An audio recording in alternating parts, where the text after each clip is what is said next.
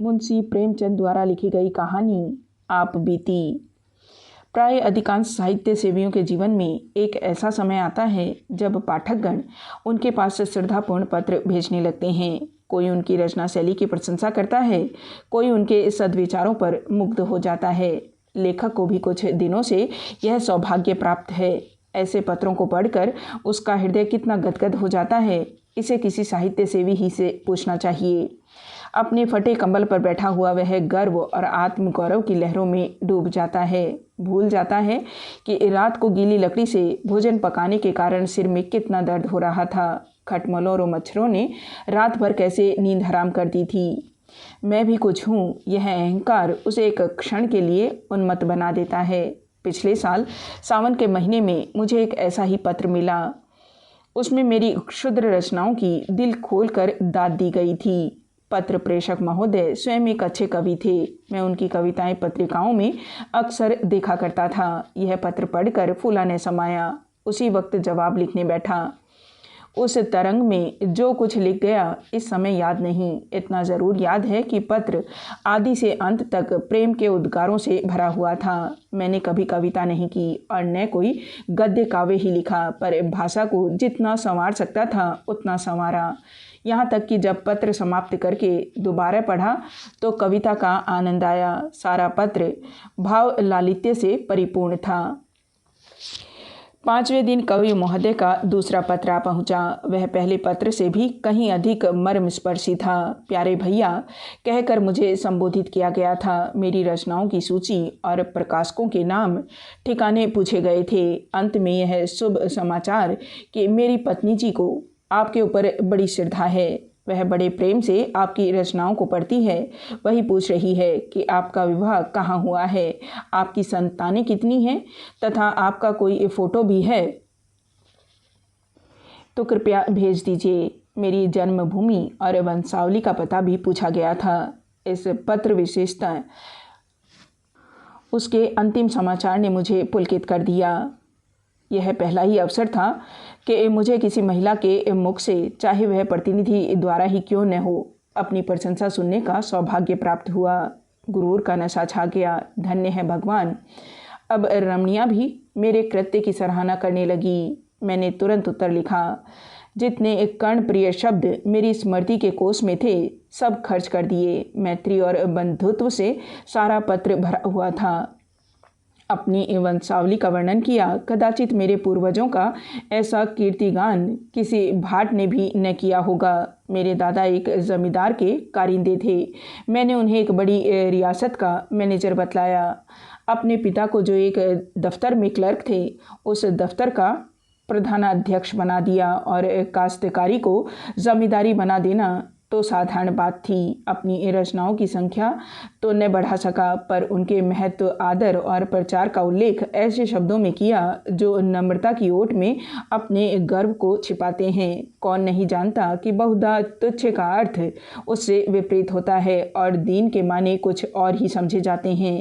स्पष्ट से अपनी बढ़ाई करना उच्च श्रृंखलता है, मगर सांकेतिक शब्दों से आप इसी काम को बड़ी आसानी से पूरा कर सकते हैं। खैर, मेरा पत्र समाप्त हो गया और तत्क्षण लेटर बॉक्स के पेट में पहुंच गया। इसके बाद 2 सप्ताह तक कोई पत्र न आया। मैंने उस पत्र में अपनी गृहिणी की ओर से भी 2-4 समयोचित बातें लिख दी थी। आशा थी घनिष्ठता और भी घनिष्ठ होगी।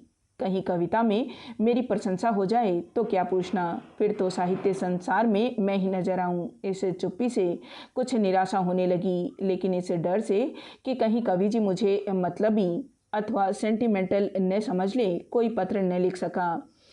अश्विन का महीना था और तीसरा पहर। रामलीला की धूम मची हुई थी। मैं अपने एक मित्र के घर चला गया था। ताश की बाजी हो रही थी। सहसा एक महाशय मेरा नाम पूछते हुए आए और मेरे पास की कुर्सी पर बैठ गए।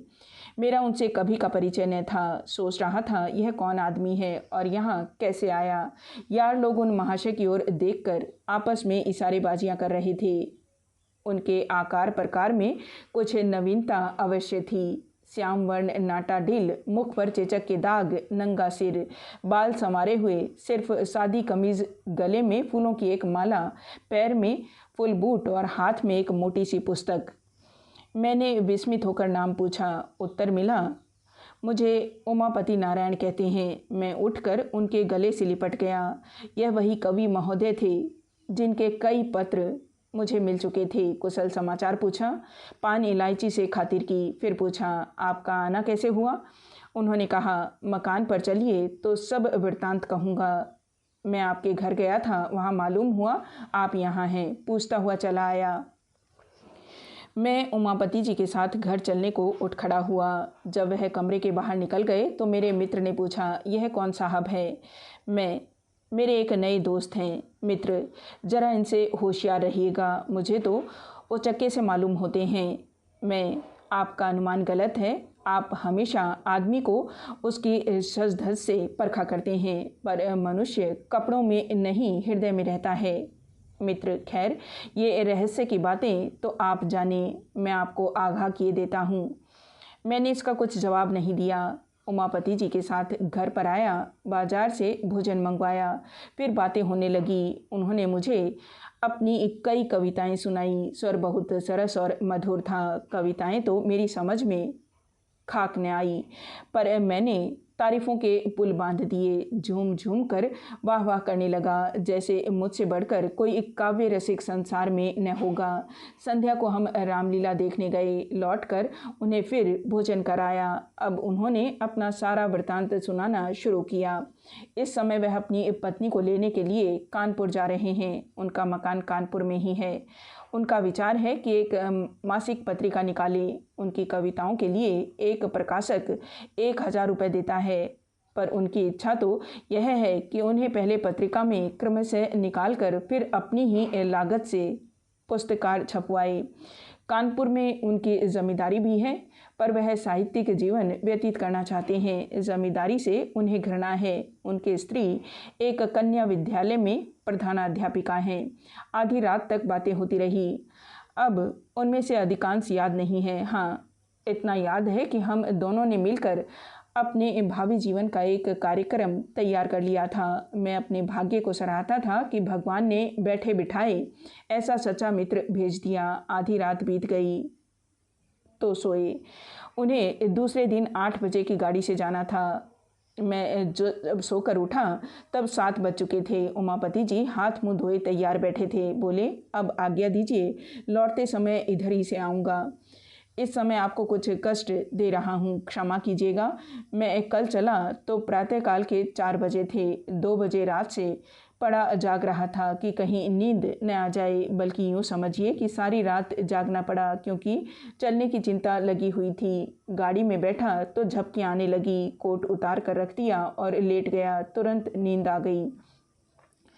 मुगल सराय में नींद खुली। कोट गायब। नीचे ऊपर चारों तरफ देखा, कहीं पता नहीं। समझ गया किसी महाशय ने उड़ा लिया। सोने की सजा मिल गई। कोट में 50 रुपये खर्च के लिए रखे थे, वे भी उसके साथ उड़ गए। आप मुझे 50 रुपये दें, पत्नी को मैं कैसे लाना है, कुछ कपड़े वगैरह ले जाने पड़ेंगे। फिर ससुराल में सैकड़ों तरह के नेक जोग लगने हैं। कदम कदम पर रुपए खर्च होते हैं। न खर्च कीजिए तो हंसी हो। मैं इधर से लौटूंगा तो देता जाऊंगा। मैं बड़े संकोच में पड़ गया। एक बार पहले भी धोखा खा चुका था। तुरंत भ्रम हुआ, कहीं अब की फिर वही दशा न हो। लेकिन शीघ्र ही मन के इस अविश्वास पर लज्जित हुआ। संसार में सभी मनुष्य एक से नहीं होते। यह बेचारे इतने सज्जन हैं, इस समय संकट में पड़ गए हैं और मिथ्या संदेह में मैं पड़ा हुआ हूँ। घर में आकर पत्नी से कहा, तुम्हारे पास कुछ रुपए तो नहीं हैं? स्त्री, क्या करोगे? मेरे मित्र जो कल आए हैं, उनके रुपए किसी ने गाड़ी में चुरा लिए। उन्हें बीवी को विदा कराने ससुराल जाना है, लौटती बार देते जाएंगे। पत्नी ने व्यंग्य करके कहा, तुम्हारे यहाँ जितने मित्र आते हैं सब तुम्हें ठगने ही आते हैं। सभी संकट में पड़े रहते हैं। मेरे पास रुपए नहीं हैं।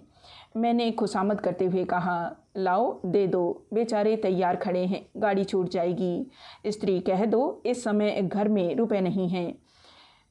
यह कह देना आसान नहीं है। इसका अर्थ तो यह है कि मैं दरिद्र ही नहीं, मित्रहीन भी हूँ। नहीं तो क्या मेरे लिए 50 रुपये का इंतज़ाम न हो सकता? उमापति को कभी विश्वास न आएगा कि मेरे पास रुपए नहीं हैं। इससे तो कहीं अच्छा हो कि साफ साफ यह कह दिया जाए कि हमको आप पर भरोसा नहीं है, हम आपको रुपए नहीं दे सकते।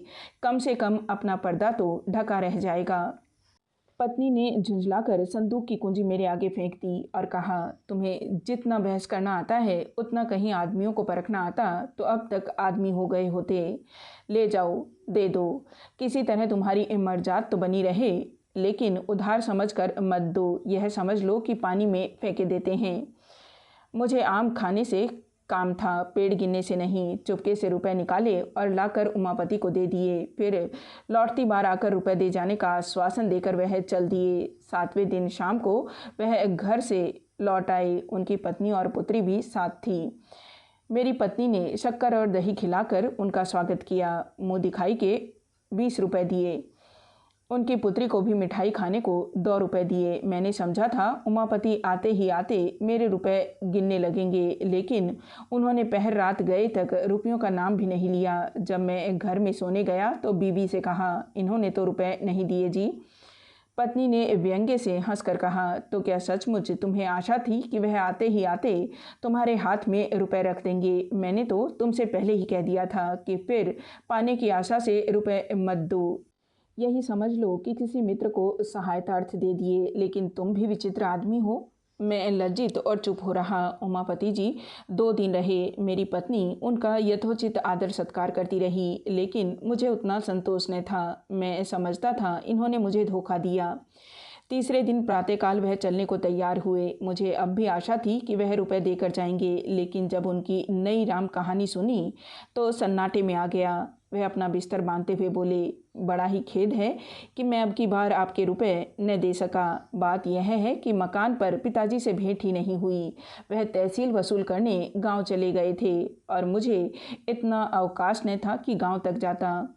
रेल का रास्ता नहीं है, बैलगाड़ियों पर जाना पड़ता है। इसलिए मैं एक दिन मकान पर रहकर ससुराल चला गया। वहाँ सब रुपए खर्च हो गए। विदाई के रुपए न मिल जाते तो यहाँ तक आना कठिन था। अब मेरे पास रेल का किराया तक नहीं है। आप मुझे 25 रुपये और दे दें, मैं वहाँ जाते ही भेज दूँगा। मेरे पास इक्के तक का किराया नहीं है। जी मैं तो आया कि टका सा जवाब दे दूँ, पर इतना अशिष्ट न हो सका। फिर पत्नी के पास गया और रुपए मांगे। अब कि उन्होंने बिना कुछ कहे सुने रुपए निकालकर मेरे हवाले कर दिए। मैंने उदासीन भाव से रुपए उमापति जी को दिए।